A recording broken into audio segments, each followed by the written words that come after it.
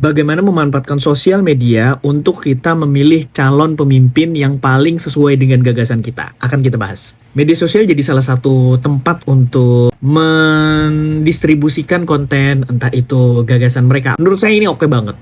Sangat-sangat strategis dari sisi votersnya gitu ya, dari sisi pemilihnya, calon pemilih.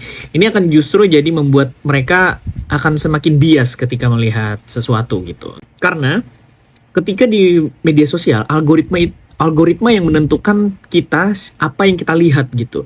Ketika kita suka sama calon 4, maka yang kita lihat di media sosial adalah hal-hal positif si calon 4 ini, nomor 4. Tapi ketika kita nggak suka sama calon nomor 5, maka yang kita lihat di media sosial adalah hal-hal negatif, hal-hal buruk yang ada di calon nomor 5 gitu. Padahal sebenarnya calon nomor 5 juga punya hal positif yang lain, tapi karena kita di media sosial, algoritma seperti itu, kita jadi bias gitu melihat seseorang.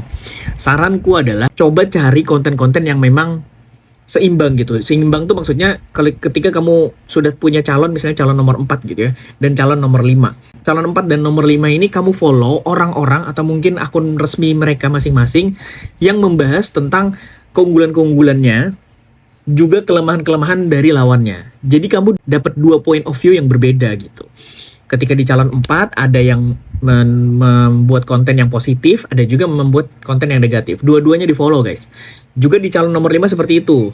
Nah, jadi kamu bisa dapat bayangan nih, kira-kira oh begini nih gagasan yang mereka unggulkan gitu. Ketika itu terjadi, maka kamu tidak akan, ya setidaknya meminimalisir bias tadi itu. Biar kita juga dapetin informasi yang seimbang dan kita juga makin yakin kira-kira siapa sih yang akan kita pilih. Nah, menurut kamu untuk bisa memaksimalkan penggunaan media sosial itu seperti apa sih guys?